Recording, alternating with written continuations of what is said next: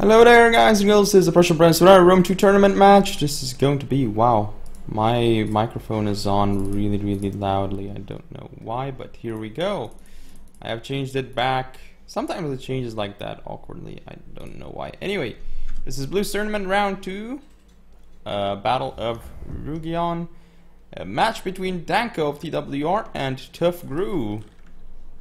We have Danko playing as Stylus and Tuff Grew as the boy. I'm gonna go over Tuff Grew's build first. He's got, let's see what he's got. Up front we see a bunch of Levy Freemen, 3 of those. Do we have any more Levy Freemen? Yep, 2 in the back. So he's got, I believe, 5 in total. Then we see that he does have a few Celtics as well. 2 Celtics over here. Does he have any more Celtics? No, basically just 2 Celtic warriors and a lot of Oathsworn. He has 1, 2, 3, 4, 5 Oathsworn. Wow. And 1 sword follower. Wow, that is a pretty crazy boy build in terms of infantry. So he's got 8 melee units, but I guess that is why he brought all these Oathsworns, which isn't necessarily a bad idea. Then we see that he has 2 skirmishes, a Celtic slinger and a Celtic skirmisher. Interesting choice as well. 2 heavy horse and 1 light horse. Fairly interesting build that was brought here by Boy. We'll see if it can actually pay off against Danko. Again, I'm not sure if Danko is still playing with his touchpad anymore. That would be pretty funny. But he'd have a hard time microing a raiding horse with the touchpad. That's for sure. And we're going to see if he can pull it off. Again, 4 raiding horse, pretty normal stuff to bring as Tylus, I suppose. And we'll see how many Oathsworns he actually brought. At least 2, I suppose, but he may have brought more. So yeah, the raiding horse, they actually spot the heavy horse here, and they're actually getting some nice shots off into the heavy horse. That's really good. They do get shot as well though, and again, fast forwarding because nothing is really happening besides the skirmishing, which isn't really too fun to watch, right? Okay, more trades happening, 2 more lost, but these guys have killed nothing. Done some damage to heavy horse, but still the same here, nothing. Okay, he's gonna actually, okay, Bowie's gonna move up. Whereas Danko is content with sitting over here, which is alright for him, I suppose. Shouldn't really be a big deal. I mean, he shouldn't really make a big deal of going like over here to fight us. He's just currently skirmishing. So he does. Wow, this is gonna be some nice volleys over here with these raiding horsemen. He did lose 15 though to a Levy Freeman, so that was pretty bad. Now the raiding horse getting chased by light horse, but I don't think the light horse will actually make it with 2 raiding horse. There's no way they can actually make it. So they pull back, but they've already taken some damage, so I don't think this is worth it for Boy. Now we'll see what Tylus actually brought, because it would be interesting to see what Danko has here. Ooh, the raiding horse actually catch the light horse. And the Levy Freeman here get charged by raiding horse as well. The light horse down to 44 men. Wow, that is huge. This raiding horse does get a charge off, but the Levy Freeman, this isn't effective at all, I suppose, for Tylus. Ooh, the raiding horse here. Ooh, they get shot. Oh, nice. He baited this volley very nicely. Now he's doing a lot of damage to this sword follower into the rear and now into the unprotected side. Very well done by Danko over here. Did he lose the raiding horse? I don't see it. Maybe it's hidden or something. I do like how he's using these raiding horse so aggressively. Oh, he needs to run away. Ooh, no jabs by the Levy Freeman. So yeah, it looks like Tuff Grew is going to continue advancing, whereas we have Danko skirmishing a lot with his raiding horse still. But I could just fast forward this to see how it goes. So some kills on these raiding horses, but not really efficient mostly, I think. But he's being really annoying with them at least, which kind of forces Tuff Grew to attack this position of Danko. And once we see Danko's build, I'm going to go over it, because definitely this is a very strong boy build. Like all these Oathsworns, it's hard to crack this. Raiding horse coming around, but I they take more damage as well. No engagements have started yet, surprisingly. Yeah, Tuff doesn't want to engage. It looks like Danko is starting to move up. He wants to start the engagement, and I believe he has... Does he have a small downhill advantage? Not sure.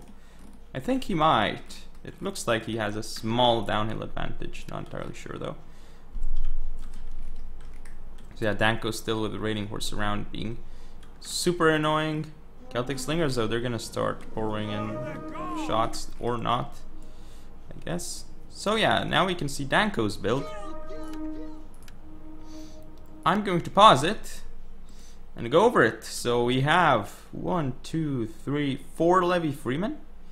Make that 5 Levy Freemen. Lots of Levy Freemen, kind of expected against Boy, but with these few heavy horse, maybe not so necessary. Then we do see that he has a good number of Oathsworns. He has 3 of those, and of course his general unit, strategist. And he also has some tribals. No, he has 4 Oathsworns and probably 4 tribals. 1, 2, 3, 4 tribals indeed. 4 Oathsworns, 4 tribals. Very strong infantry contingent here, brought by Danko. I quite like it. Ooh, here come the tribals doing massive work onto the Celtics here. Tribals will defeat Celtics head on with no problem. Oathsworns don't even need to engage this flank. Kind of like a blob for Danko though, but I do like that he's pulling back his general. This works great in his favor. He's gonna get the tribals here and rob the Oathsworn off of the charge, I think, which is gonna be good, and he looks like he'll be getting his own charge off. Ooh, this one unit of if it was Levy Freeman got destroyed. Over here, definitely Danko is going to end up winning because the Oathsworns are strong. And the Celtics are getting destroyed by tribals as expected. Ooh, we need to see the raiding horse running away here. However, lots of damage done into that heavy horse against center breaking because they're up against Oathsworn. So this isn't looking good for Tuff Crew because... yeah, he does have 5 Oathsworns, but again, he has Celtic warriors, and these guys are not so strong against like tribals or Oathsworns. They're gonna fall so quickly, and look at them die. Ooh, the light horse are gonna get charged here by Levy Freeman. Well done by Danko. This heavy horse isn't really achieving much for Boy either. Levy Freeman here will actually win. Celtic Slingers focusing on the general of Danko. That is good. This light horse again being wasted. However, it's finally going to get a rear charge into the raiding horse. That is good. Not sure why this Levy Freeman is all the way over there though. This unit can now just circumvent it and go around. So these Celtic skirmishers, they're going to start targeting the Oathsworns of Tylus, I guess. But he popped Ray's banner, we can see, and oh yeah, he has a commander general. That is surprising. I didn't notice. Again, this general over here will destroy this one Oathsworn. You can see that Tylus really has a huge advantage here, and he's using his Levy Freeman to start shooting these sword followers and make it even better for his tribals. In terms of the engagement, we see Headhunt activated for the Oathsworn General of Danko. Now this unit will destroy Tuff Crews. Over here, no chance for this Oathsworn, getting ganged up on a lot.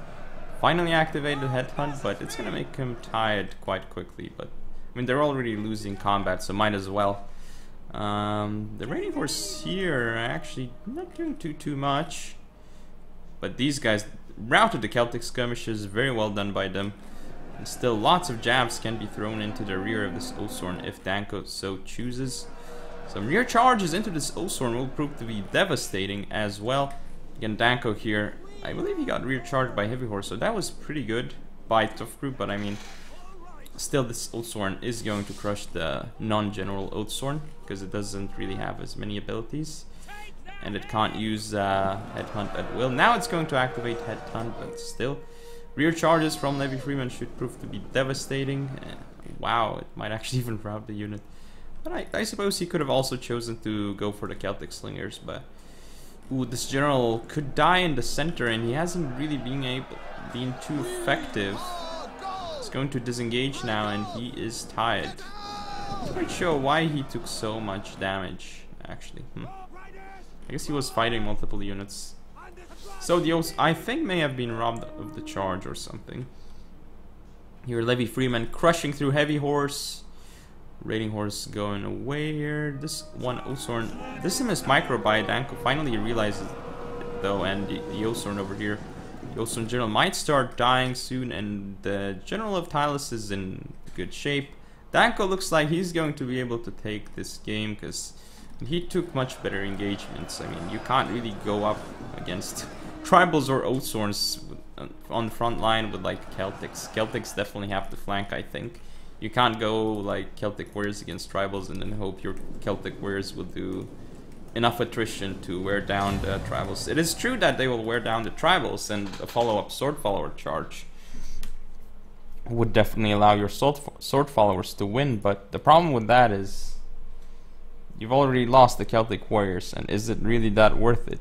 I wonder, especially in a tournament with max 8 of the same unit type. You can only bring 8 swords basically, so I think you might as well just bring 8 good swords, like either very good mid-tier or lots of very good elite tier, or a mix of both, because I think all of these are viable.